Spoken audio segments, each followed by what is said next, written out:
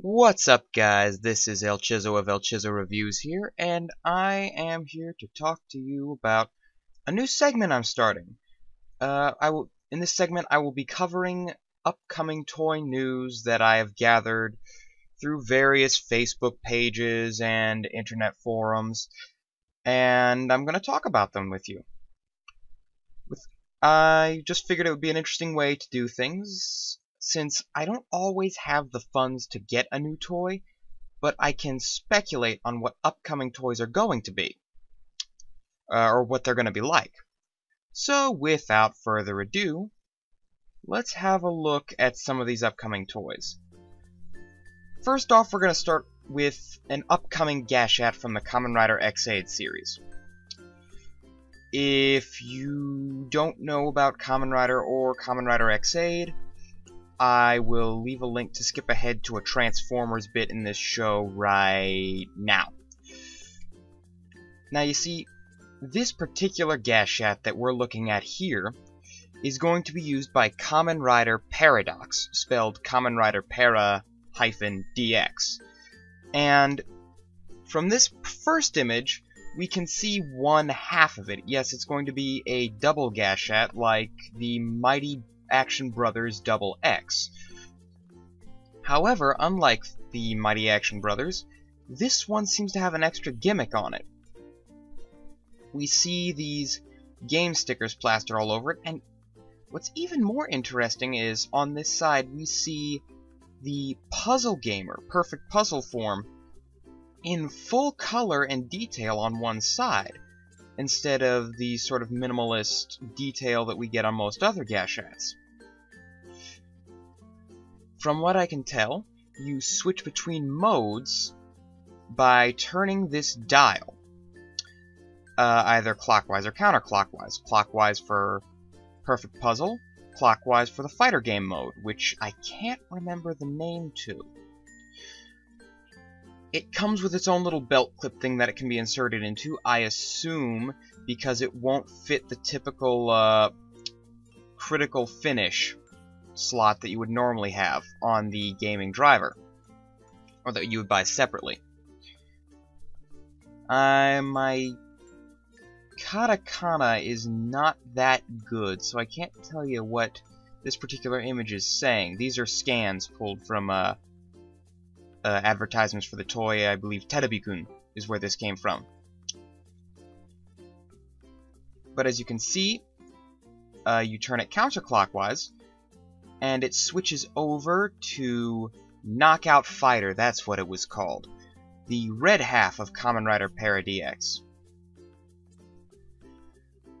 And it seems to be more or less the same thing as the Mighty Action Brothers Double X, minus the handle in the front. And as you can see, it fits into the gaming driver just as you would expect, but for some odd reason, it displays the images of the riders upside down, at least according to this image here. Now, I can't understand why they would do that. I'm sure it will be explained in the show. If not, it could just be confirmation for a theory, well, hypothesis that I have, that I will cover as soon as we've looked at all the pictures. Here we've got the audio quotes for Perfect Puzzle mode as well, and it's a lot different. Well, not a lot different. It's actually very similar to Knockout Fighter, whereas Knockout Fighter said Explosion Hit Knockout Fighter, starting with the strongest fist, round 1, rock and fire, ends with Explosion Hit Knockout Fighter. Kind of catchy, kind of aggressive sounding, very appropriate for a fighting game.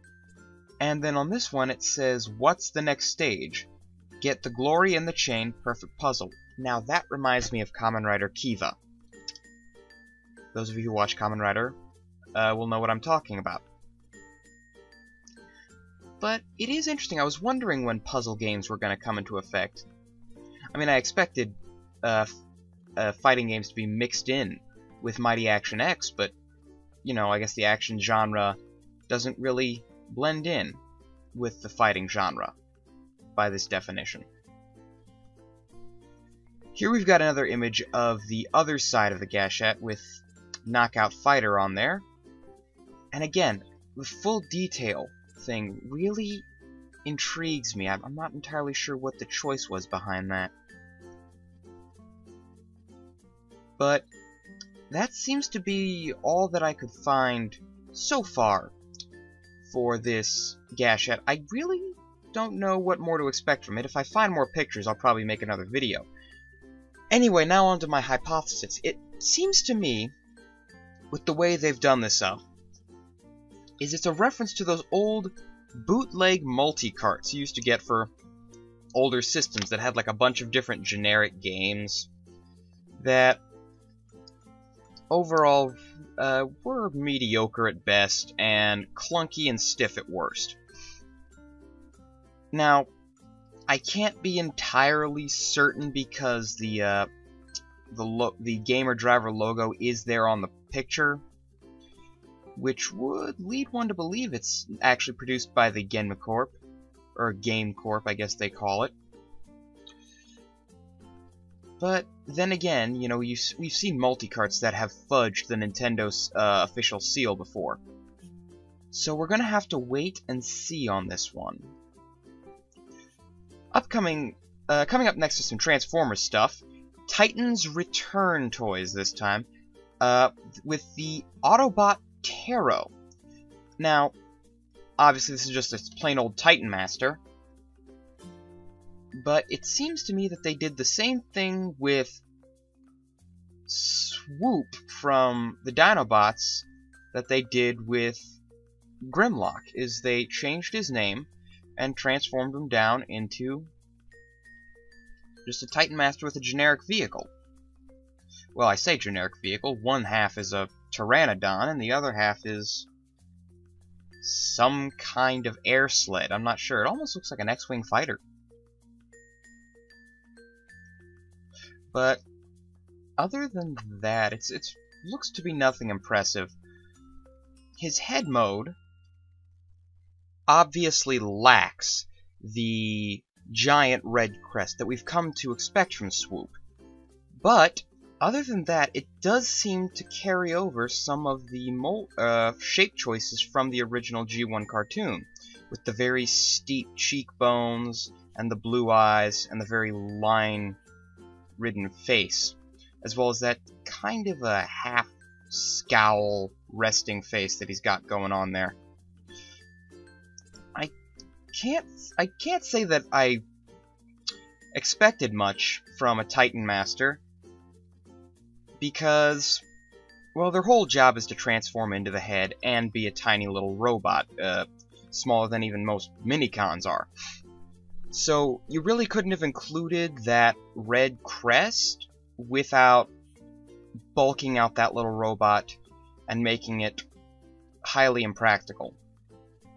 Maybe they could have done something with his little vehicle to make that red crest, but then you would be adding all these ports and tabs onto the head sculpt, and that would drive the price up. And the whole point of having the Dinobots come out as Titan Masters, as it seems they're doing, is to make them affordable. I have to say I'll probably pick up a Clobber at some point, because Grimlock is my favorite character, but there's really not much to be said for Swoop here. He's accurate, but he is lackluster. So I will probably skip him. Other than that, there's really not much left for me to talk about. I hope to be doing more of these videos soon, talking about upcoming toys and toy releases. If you hear anything along the grapevine, please don't hesitate to leave a comment in the comment box below. If you enjoyed this video, please leave a like, a comment, and if you want to see more of me, hit that subscribe button, and then click on that little bell, and have them send you updates from my channel. I would appreciate it a lot. Thank you so much for watching, and as far as new updates go and new video segments, I'm actually planning on doing candy reviews in the future. I've got something on the way that I ordered back in November, and I hope it's still good, because I intend to ingest it. I won't tell you what it is until the video, though. Thanks again for watching, and I will see you next time.